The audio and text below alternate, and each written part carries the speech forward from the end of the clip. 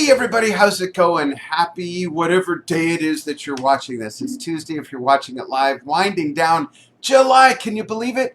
I'm Dan Schinder here on Drum Talk TV, broadcasting from Globe, Arizona, 100 miles east of Phoenix in the mountains. And my guest today from Nashville is Liz Ficalora, who is the creator of the Drum Chart Builder app.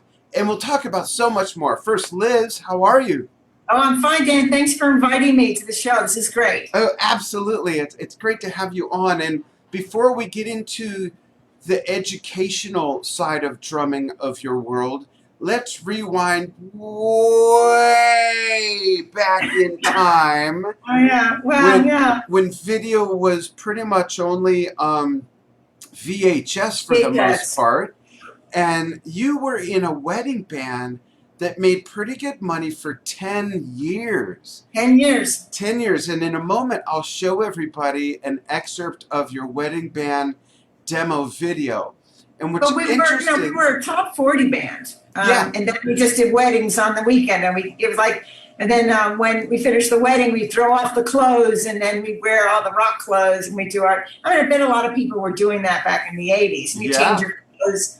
Yeah, right. And then you go and you play those nights. That's awesome. And I just happened to be watching a video this morning. I don't know if any of you know who Michael Port is, but he's a master trainer of, I do professional speaking. He trains professional speakers. He's got all kinds of sales programs. He's an awesome author. And so I follow a lot of his stuff. And he had this guest on whose last name I can't remember, Chris B.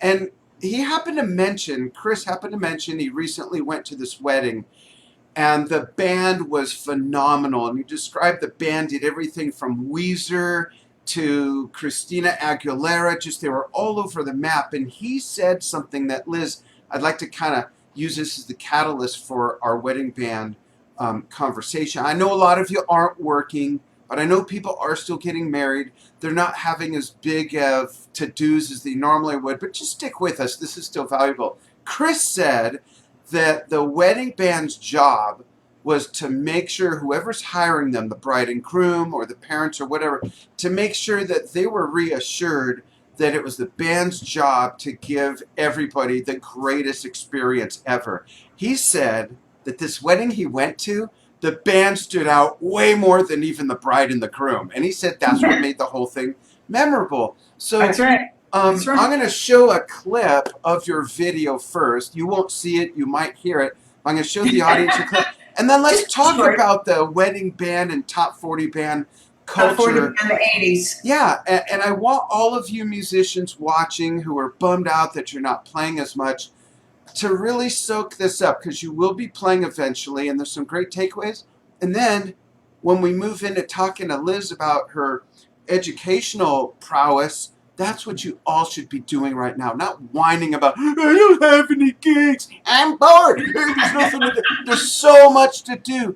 Write books, teach online, there's so much to do. Anyways, check out Liz and The View. Long before the TV show stole their name, and Liz and her former bandmates actually each got $20 million for suing them for using the name. Anyhow, here's... Oh, yeah. That's exactly what we did, yes. Here's the video. Check out this wedding band from the 80s. This is Liz on drums.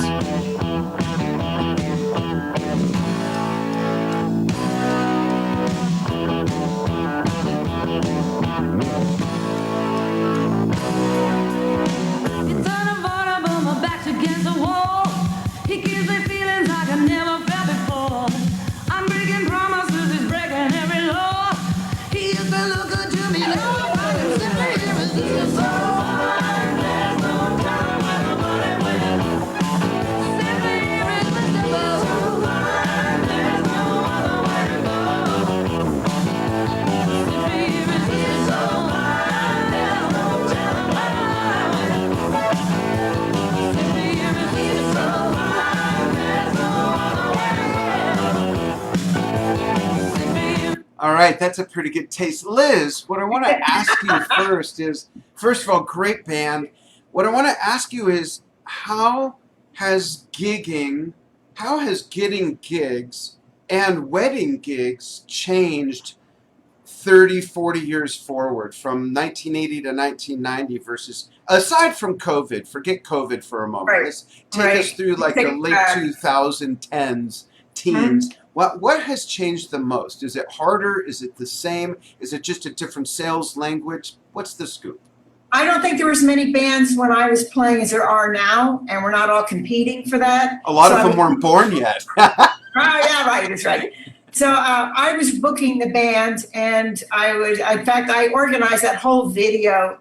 You know, we had to go in the studio. We did a tracks. It was only like $2,500, and we did all the tracks. And then I organized it so that we go into this room, and you can see how it's all set up like a concert hall. Yeah. I brought lights in. I had to bring a riser in for me. I had my friends dance in front of us for like 6 hours. So, and they did like 3 cameras. And so the video came out great. And we wound up being about 7 minutes. But to get those gigs, I was working with an agent who said, I need a video. So we did the video, and that started bringing in the gigs like crazy because he was involved in all of those venues. So while he was doing that, I was booking also club gigs, and I was booking a steady Thursday and a steady Sunday. You just look for a regular clubs. You're going to the club, seeing what they're offering, and then there's no contracts at the time. Everything was like a handshake. We never worried. We never worried about getting paid. And so I would book Thursday and Saturday steadies. I had a steady gig this is out of Massachusetts. I was going to ask, yeah. So I was in Dorchester for 9 years at the same club on every Sunday. Wow. Yeah, it was a really long thing. And occasionally we'd have a real good steady Thursday. So all I had to do is book Friday and Saturday. And then occasionally we'd book a wedding on Saturday afternoon. So it was a full schedule. Plus I was doing a full-time day job at the same time. What were you doing for your day job? Oh, everybody gets me involved in computers, and I was doing inventory control. I controlled all the computers and the counting and the pricing, and there's something about me and computers, and of course I'm doing software now, that it's just everybody gives me a computer. I work for Home Depot, they gave me a computer. And it's funny, and so I'm still in the software business, but I'm really good with computers. So we do that, but we're working you just worked a full-time job, and then you worked as many nights as you can with the band. Yeah. Why not? I mean, if you're that young, you could do it. And I was just ready to get in the money, and I kept putting it away. That's awesome. The biggest takeaway I heard from all that, and I don't know if you heard it, folks, so I'll kind of help you along. The first thing you said was you had an agent, and the agent said you needed a video, so you made it happen. I've got to say, number one, that's just so astute to take the advice and to take the direction. I can't tell you how much it disappoints me that musicians don't want to learn. They don't want to learn how to market themselves. They don't want to wear the business hat. And it drives me nuts, especially for someone who teaches this stuff. Not because I'm going to send my 19 grandkids to college on what I teach. It just really is disheartening that a lot of musicians don't want to learn it. They think they're doing it right, and they're not. They think they're entitled. It's got to be done for them. And if it is, it's not done by anyone who's gotten any results, that has any experience. It drives me nuts. So kudos to you way back when for taking that sort of direction. And the band, we saw one song. What was sort of the musical variety that you guys played? Some slow stuff. We did a Neil Young medley. We did some more. I wanted to choose as much dance music as possible, and variety and love songs. You got to have the dance song, the love song, slow, fast, very popular, and we chose 7 songs like that. That's great. And let them. The video guys did all the editing and stuff, which was because we wouldn't have been able to do it. But it came out so good that we did make a lot of money with that, and it was working for us really well. For 10 years, the same gig for 10 years. You probably picked up a few fans at that club. Oh, yeah. I would hope so, yeah. That's awesome. And then fast forward, you got into teaching drumming, and you still teach, but then you got into writing educational books. Hold up the first book, and then I'm going to show a picture of who endorsed it. A picture of you from the thing is, I've always wanted to write a how-to book, because somebody approached me at a club, And I said, I've always wanted to write a how-to book. And he said to me, what do you know that someone would pay to know? And I gave that a lot of thought. And I said, you know what? I know how to chart songs. I was in a top 40 band. We were always trying to be like Journey. Everybody wants to be like Journey. How to be like those bands is you got to copy. So I decided I'd start to write it down. So I developed my own method and then decided, well, this is a how-to book. I'll make a how-to book out of it. So I created this, and that's the very first book. How to write a fast and easy drum chart. And I'm going to show a picture of one of your fans, legendary. Yeah. There's Louis Bellson. Liz, what better endorsement could you possibly get for your book? I know. I went up to him. It was a PASIC. 2007, right? That what? 2007? Yes. The great Louis Bellson. The book goes back. Now, let me tell you about Louis Bellson, right? Okay. Very good drummer. He was drumming in New York. He's connected to my family because my uncle played bass. Oh, and wow. My family were bass players in New York City. So he played with him. Because I even asked him about it. I asked Louis Bellson, you know my uncle? And he said he knew him. It's just amazing. What time period did your uncle play with him? Oh, gosh, that's a good question. I'm not sure what year that might have been. My mother tells me, though, that he used to talk about, this great drummer. And I was like, So, and they were all, there was a lot of musicians at the time. So they're pretty much all on the same. Yeah. If they're working in New York, they probably all knew each other. Yeah. I saw Louie Bellson and his band in 1981. Yeah, I think the summer of 1981, I saw him at what's called the John Anson Ford Theater, which is in the Cahuenga Pass, kind of near the Hollywood Bowl on the other side of the freeway. And it was amazing. That was the first jazz concert I ever saw. I was 18. Oh, my gosh. So maybe your uncle was there. Maybe. Yeah. I've got jazz in me, and I play jazz fusion because it just feels so easy. It's just in my blood. And my grandmother, she used to tell me, she goes, don't you play that jazz, play classical. She used to and I would tell her, okay, but yet I wanted to play rock. Oh, that's great. I want to give some fans some acknowledgement for joining us, and then we'll talk about a couple of their books. Oh, wow. Ria Madiba from South Africa, thanks for joining us all the way from there. Vanu from Argentina. Hey, Jill, where are you at? Oh, Debbie Flood is watching from Nashville. Debbie picked me up from the airport when I was out there last, of course. Hey, Debbie. Mike Skinner in Wales.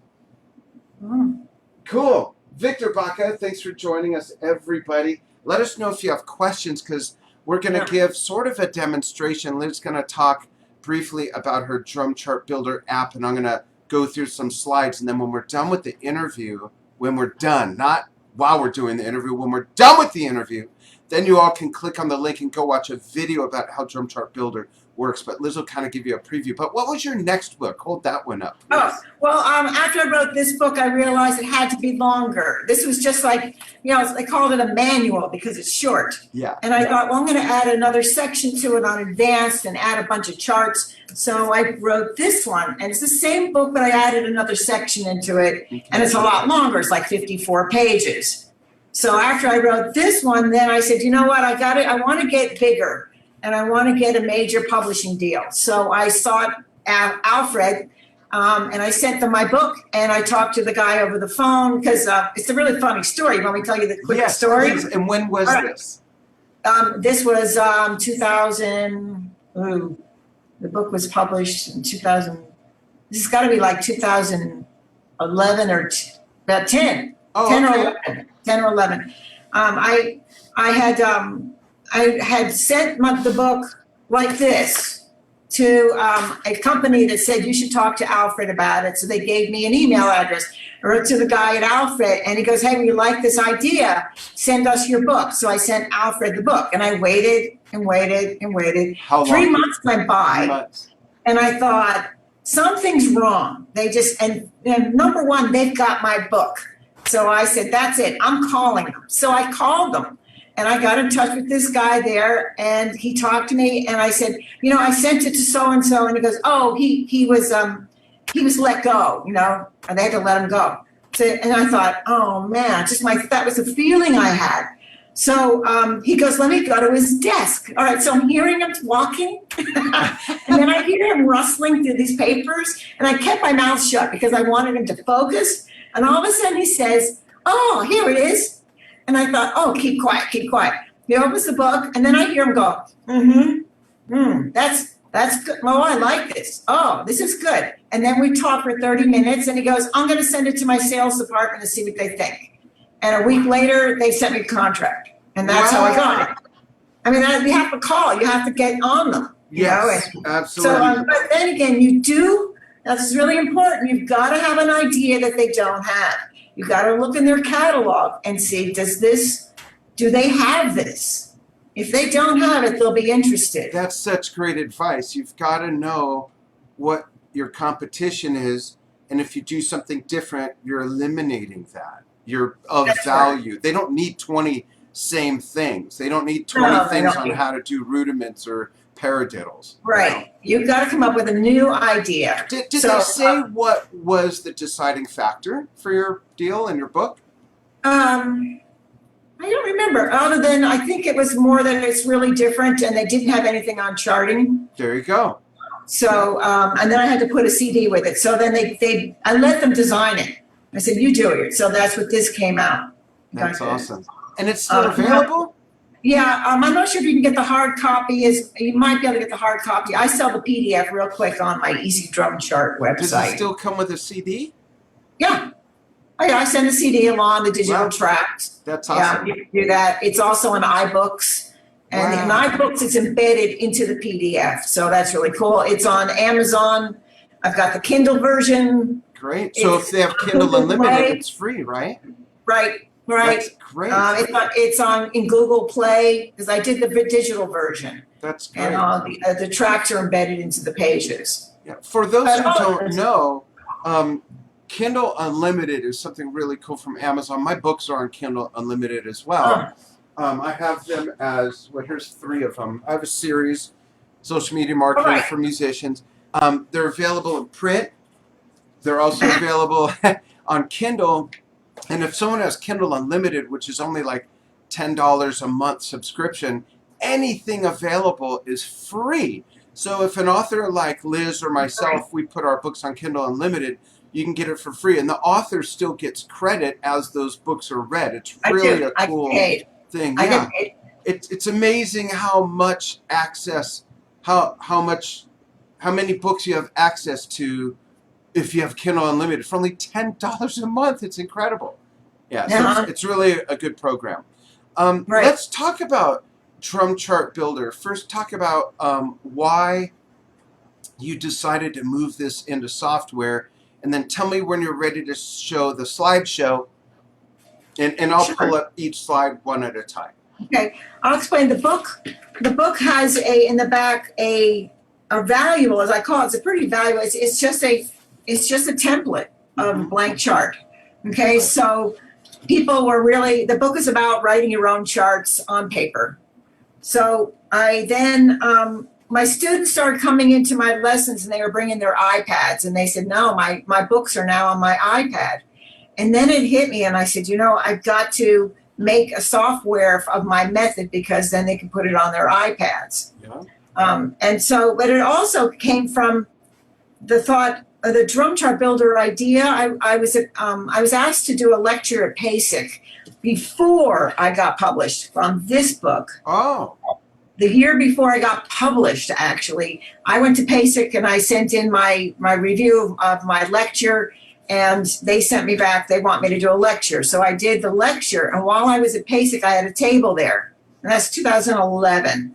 I had a table, and I met this guy there, and I was trying to get to Modern Drummer magazine and say, hey, I got a book. It's a really cool method.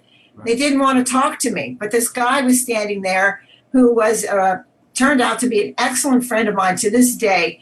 And he looked at me and he says, you know what?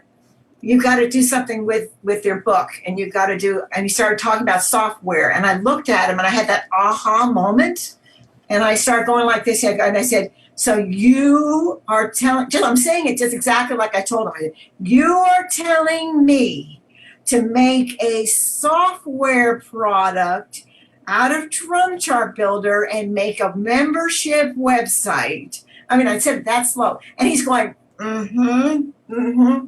Who was it? May I ask who that was? Yeah, Evan Ritchie. Oh, okay, cool. And he said he's Canadian. He's in Toronto. And so then we started talking. I talked to him for a long time because he was just feeding me with all this information. He goes, and you should call it Drum Chart Builder. There you go. And there we go. And that's how it came about. So then I published the book, got the book published, and then I started to take it. Then I designed the Drum Chart Builder software in HTML because I knew how to build websites. Right. So I can only go that far because HTML doesn't matter. You don't have to have code. But so I had to find a coder to make it. And that took years before I finally found someone that said, I understand what you're saying. I understand what you mean. And I'll build it. And he built it. And then I went from there. That's great. Well, let's run them through the slides that you sent me. I'll pull up slide number 1 and you can explain it. And then tell me when to change to the next page, to the next slide, okay? Okay, remember it starts with a simple blank chart. I made the blank chart in a template. Right, But and then I have them just the way you numbered them. Okay. So let's start with the first one will be the manager window. Yeah, and I've got that up, and you tell me when to change it. Now remember, they're going to go to the link that has the video, so you don't need to explain every detail. Just kind of give them an overview on each slide. Yeah, okay. So they're looking at the manager window? Yes. Okay, the manager window is, of course, for organization. The top part's where all your charts go, the bottom part. It also makes set lists because it's a performance tool. So that when you are at your gigs, you build your charts on the computer because it's web-based, and then you take your iPad with you to your gigs. Right. So this is the chart manager, shows you all your charts, and then you make them into set lists. And then you can perform and see all your charts in front of you, and you move it one after another through all the charts, all on your iPad. And it's really clear, even though iPads seem small, but the software is very, very clear. Yeah, and you can see on here, folks, that it has the name of the band, it has the name of the song, it has the time signature, has the tempo, and the date that you created that file.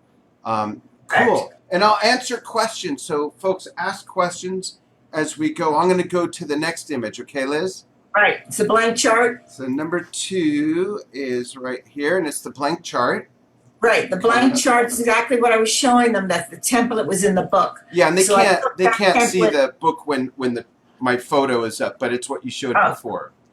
That's the template, and has drop-down menus to really fast add song form on top, bar numbers under that, and then the third tiers and 3 tiers. And the third tier is where you put any kind of information you need to know in order to play that chart right. Remember, you're the only one who's reading it. So you need to put that, the singer says this, put that. If you need to see hi-hat, snare drum, put that. Right. You know, it's important for you all to know that this is taking the place of you showing up with a bunch of bar napkins and scribble notes. That's what this is for. Right. It'll come out super clean. Right, and that's why Liz is saying you can write anything on it. Bass player jumps up on drum riser, do this fill. Whatever, right? Exactly. That has to do that. And what you're going to be doing in the first part, it's all about counting out the song form. You're developing the map. You're making the map so you know. And then the first things you need to know is time signature, tempo, and your feel. And that's in the top of the chart. To the left of the chart, you have to put in who starts it. If you know all that information, then you can get started with the song right the first time. Then you can just start counting the song. You start counting through the bars, and you read through your map. So the most important thing to me is you've got to know your tempo and who starts, because that's how the song's got to always start clean. You can probably figure out your ending when you get there, because it's going to usually be one of 3 endings, right? Right. So, but it's always the beginning, and they always look at the drummer if a drummer has to start it, or they always look at the drummer because we always have to count it in, right? Right. So you've got to be very, very, you've got to have all that information, and that'll make you feel more secure as a player. That okay, I know exactly what's happening. The guitar starts it. It comes in on the 3rd beat. I have a tempo 125. Here's the tempo. I'm going to count them in. You know, that kind of thing actually makes me feel more secure. And then the bottom of the chart, you put the basic drum pattern for each song form. So your verse, your intro, your chorus. So you've all prepared, you know the field to get into, and the simple pattern is there, and you just follow that. Because you're going to make it up anyway, right? We make things up anyway. Exactly. It's improvised, and nobody else has the chart. Right. Let's go to that's 4. Let's go to number There's no 3. There's no 3. Okay. So then the next one would have been this one. Here we are. Add drum patterns. This is blank chart. Copy. Okay, sorry, wrong one. Sorry. Hang on, folks. There we go. Okay, let me make it a little bigger on the screen. There we go. Okay, go ahead and walk them through this one. Is add drum patterns. Yeah. That's where you add those basic drum patterns, and it's really fast. What I did was I added a library of patterns. You just say add new pattern, then you choose the pattern from a library of already preset patterns, because I didn't want to spend the time to go through like finale or Sibelius and do one note at a time. I didn't have time for that, so I made a preset library for 4/4 field, 3/4, 6/8, 12/8. You just choose the pattern that you need, and it pops right in.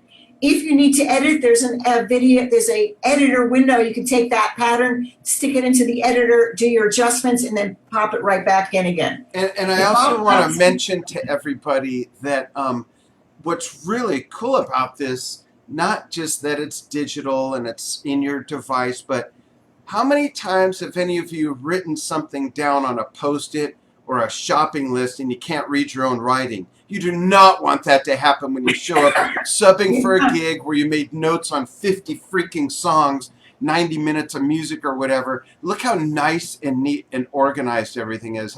That's what a big part of what makes this so brilliant. And I think it answers Mike Skinner's question was, how is this different? Oh, he says, ignore my question. You just answered it. Okay. Yeah, it's not just about how it notates it different. It's the intuitiveness and flexibility you have to build it yourself, and you can read it, and it stores it somewhere safe, and you could build a set list in order, which we'll get to. I'll go to the next image. Is that okay, Liz?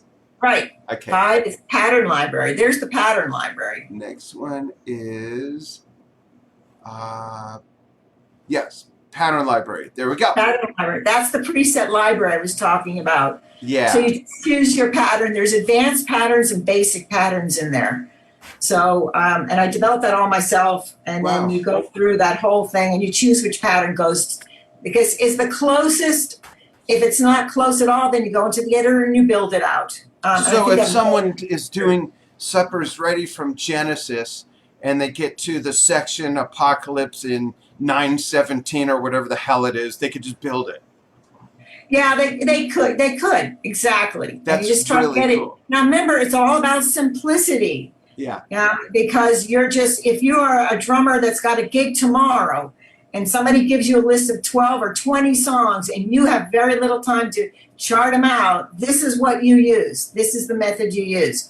If you are into the detail and you're someone who likes to practice and read bar after bar, this is not for you. Yeah, this is chunks. It's shorthand chunks that you could build from preset templates that does exactly what the name says, drum chart builder. It's an easy way to and save you scribbling and, no, a page fell out. It must be in my truck or whatever.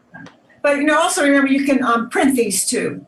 Oh, cool! Yeah. The prints are great because I also make charts for my students. I make worksheets for my students because the software does a lot more than just make a chart. You can add notation everywhere. Right. So I started making these practice sheets for my students out of it, and it's so clean looking. That's great for old farts like me who are old school and like to hold it in their hand and tape it on their hi-hat stand or whatever. I think I did exactly. I think I did in the charts, I did put a work chart, so maybe you can show that too. Yeah, and here's the notation editor. I've got that up on screen. That's right. That's the notation editor. You can make 1 or 2 bar patterns. That's all. So, cool. And the chart fits 4 1-bar patterns to make it, remember, it's all got to go on one page. So when you build them, everything is about space. Yeah. So if your verse is like 8 bars and 8 bars, and then your song goes way, way down the page, you take that 8-bar verse and 8-bar verse and make it 16. Yeah. And like, you compress it. Or for the bridge or something, you just write out, you program out the pattern and just tell yourself how many times to repeat it. Right. Yeah. Usually I'll put, underneath it, because you can type into it. In the third tier, I can type in 2x or 4x, because there aren't any repeats in it. The whole idea is I didn't want to have to worry about repeats, first endings, all that stuff. That's drive me crazy. So I just wanted to read from the top to the bottom. Drummers recount. That's all I want to do. I want to see what comes next, and I'll count it out. Right. Cool. Now let's look at the next one, which is the set list maker. This is cool. A set list maker in order, unless you do a gig like I did a year and a half ago where they gave me a list of songs in order and I made a YouTube playlist. I was not familiar with one song because it was music I'm just not familiar with. So I learned about 20 songs in order that they gave it to me, and then I show up and they didn't do any of them in the order, and I learned them as one giant long song. So when they called out a song name, I'm like, what the hell one is that? How does it start? So every song the bass player had to whisper to me, it starts out like such and such. So this is great because you could build your set list ahead of time with your chart and everything. This is great. I love this. And then you can edit it, of course. When you get to the gig and I do what they did to you, you can edit it because it moves around. Just swap stuff around. Yeah, slide it around, get it in the right place, save it, and then open it up again. Then you choose your first song on the top of the set list. It opens up the chart. At the top of the chart is a metronome. Click the top, and you can get your metronome count. That's awesome. I built the software and designed it for myself. It's really selfish intentions. But then I decided, well, maybe I'll see if everybody else wants to use it. I just wanted to make charts faster. And I woke up one morning and saying, I know how I can do it. Oh, that's amazing. And I built the HTML version and said, yes, this will work. And that's what I showed the developers. Can you build this? That's what I would think. Can you build this? Anybody have any questions for Liz about anything from Drum Chart Builder to what to wear at a wedding gig to how to get more gigs? Anything at all, let us know. We had to wear bow ties and jackets, so I didn't want to wear a black jacket. So I wore a pink jacket with a pink bow tie. That's what I was wearing in the video. Yeah, I've always admired, especially if you look back in the day, drummers like Louis Bellson, Buddy Rich, Sonny Payne, Rufus Speedy Jones, Papa Joe Jones, all those people that wore suits when they played. I cannot imagine wearing a suit and tie and playing drums. That's just me. In my day, big day of gigging and touring and stuff in the late 70s and into the 80s, I was wearing what you would expect for that time period, bell bottoms and a flowery, blousy sort of shirt, and then I switched to tank tops and I can't imagine playing with something up here while I'm. So I really admire that. I think it's great. Let's see. No new questions. I'm kind of surprised. So I'd like to encourage everybody to go to the link when we're done with the interview and watch a video. It explains it in a very comprehensive manner. In fact, it's so easy, a drummer can do it. There you go. Liz, let's talk briefly before we finish. Just talk basics.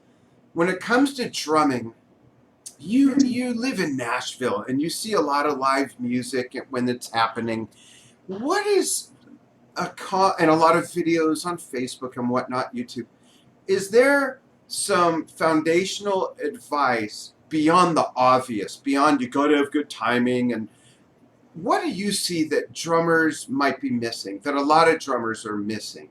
And is it relevant to an age demographic? Is it relevant to a genre of music? Or is it just, hey, drummers, you need to pay more attention to this, that, and the other thing? As a music educator, and a drummer yourself, what advice do you have in that area? I advise people to always be prepared. Learn your material ahead of time and be prepared when you get to the gig. That's how I'd get auditions. I'd be prepared. Really go in with a good attitude. It's never going to go like you thought it was going to go. So go with the flow. Like marriage. Yeah. Go with the flow. That's not always a bad thing. It might go better. Yeah, I just always remember that you have to go in with a good attitude. Right. It's like I said, it's never going to be what you thought it was going to be.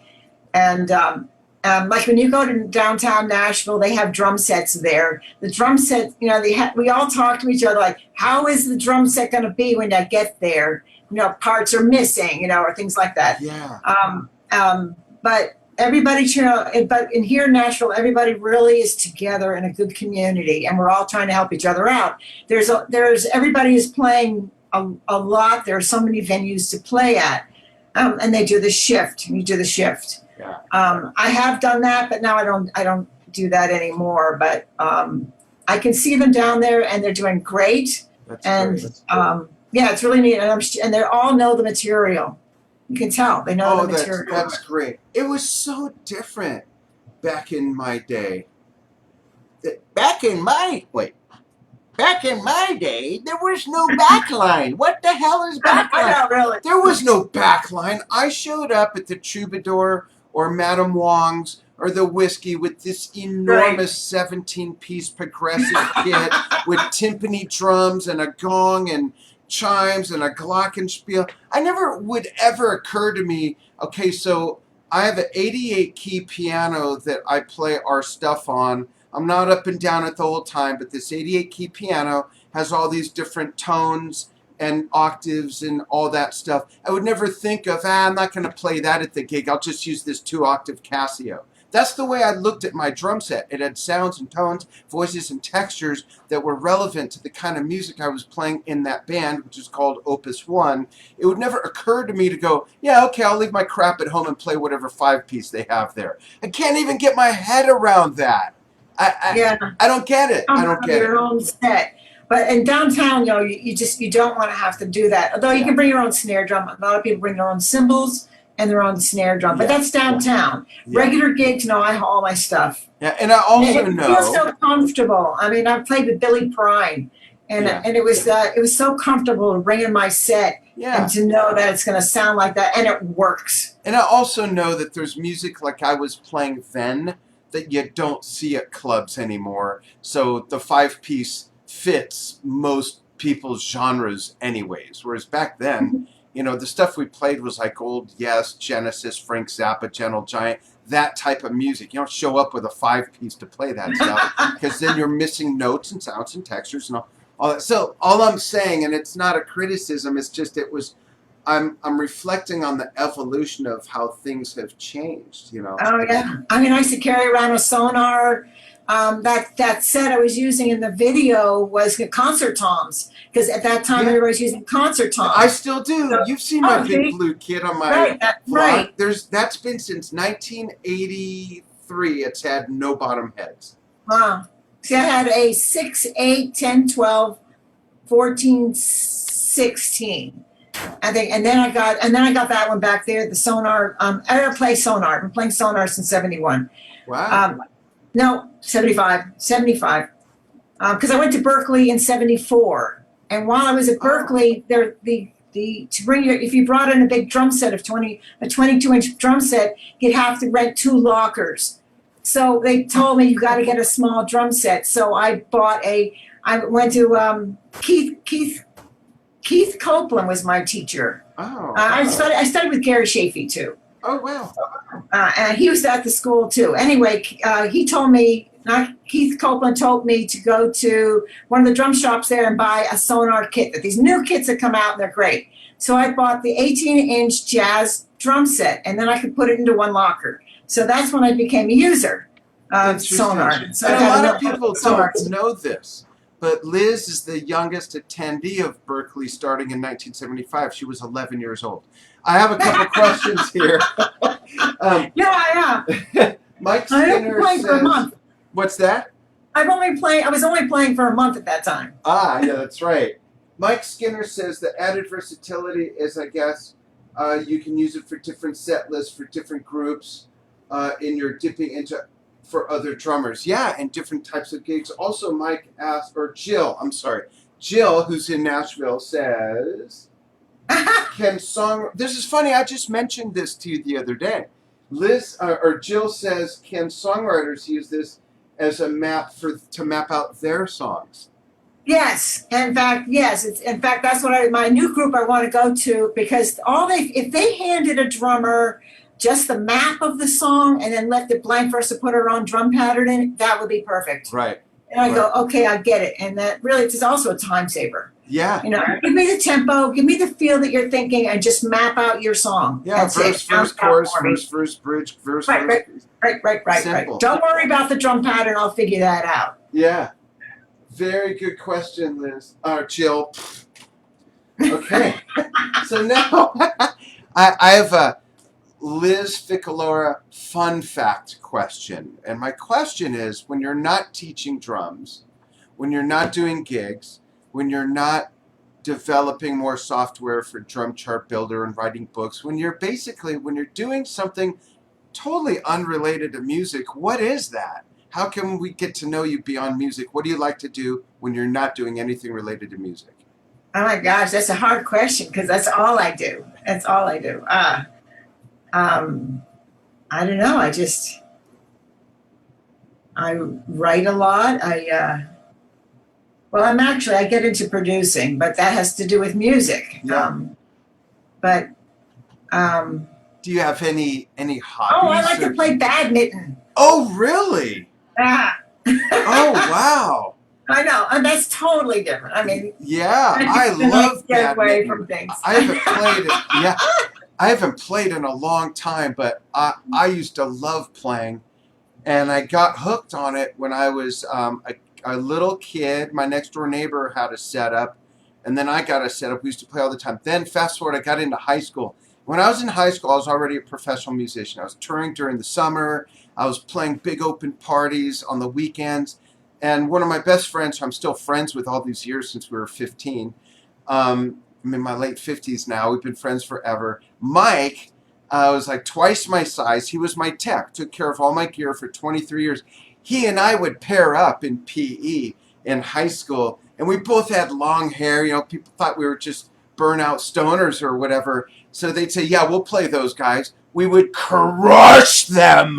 I mean, they had no idea. It was so fun. We had so much fun. It's a great game. It's great. Oh my gosh, I can't believe I get into it like that. And it takes me totally away from the music. It's so funny. Is it indoor on hard surface or outdoors on grass? Outside. Cool. I just have it in my backyard. Yeah. I'd go to my next class with burns on my knees and ankles because it was in the gym, It was pretty brutal. Oh, right.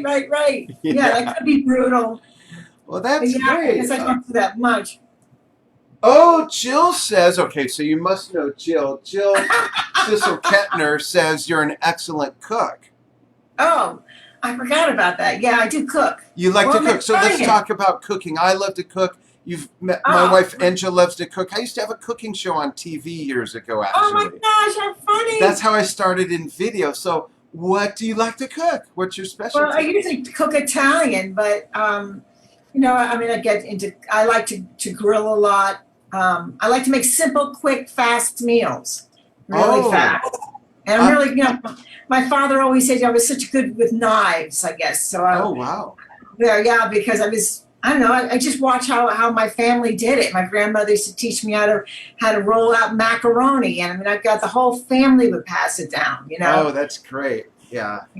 My favorites are... I just made one of my favorites the other night, which is my wife's favorite, and it's salmon Oscar. I love making salmon. She loves salmon Oscar with the asparagus, often crab and béarnaise sauce on it. That sounds great. I love grilling, but I've not been able to grill since, I think, April-ish, or maybe May, because where I live in the mountains in Arizona, it's real hot here, it's really dry, and so there's a fire restriction. So we can't use our fire pit.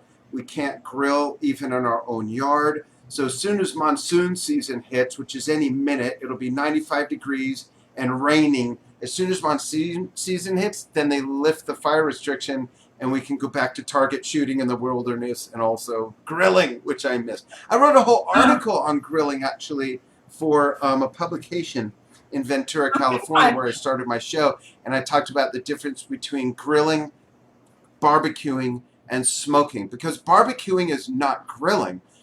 Barbecuing entails doing it on a grill, but barbecuing entails the sauces and all that. It's all in the prep and everything. And then smoking, of course, is a whole other thing. So that's cool. That's great. Cooking can be very therapeutic as well. Yeah, very. I love just putting on some music, blasting it, and I'm like a mad scientist throwing stuff around in the kitchen, making dinner. I just love it. You know, I love reading recipes. Of course, I never follow it exact, but I'll say, okay, they're using this. I just want, like, what should I use? Okay, then I'll adjust. I'm the same way. I cannot follow a recipe, let alone read a manual for something. I cannot read a manual. All the years since 2000 that I've been doing video editing, I've never read the Adobe manual. I can't learn that way. I get anything, I'm like, okay, manual. Okay, yeah. So here's how we're gonna do this. You know, it has no context until you start doing it. Then if I run into an issue, I go to the help menu. Right. Yeah, I just don't have the attention span for it, I guess. But it gets very confusing because I use Cubase. And when I turn to their manual, I can feel my eyes just start to roll back. Not everybody learns like that. It's easier to Google and get a YouTube video. How do I do this? Okay, go. That's exactly right. So just show me. Yeah, show me. We're visual. That's why we're visual learners. Folks, thank you so much for joining Liz Ficalora and myself. She is the author of several great books, one endorsed by the great legendary Louis Bellson. I hear he's a pretty good drummer. And Liz is also the creator of Drum Chart Builder. There's a link in this post for you to go watch a video and let her walk you through it if you're interested. Yeah, and try it out. It's a great program. There's free trials, right? That's right. Free trials, you have nothing to lose. Nothing to lose. Just give it a try. Liz, I sent out a video. Oh, the program now has a tutorial in it. So when you get in there, you can read the tutorial and it guides you through. Easy. Thanks so much. It's like creating a mix. Amy Reed says she's right when it comes to cooking, I guess. Yeah, absolutely. All right. Thank you so much, Liz, for taking time to join me. We'll do this again sometime. And thank you, everybody, for following what we do here on Drum Talk TV. We will see you all soon. All right. Bye. Bye-bye, everybody.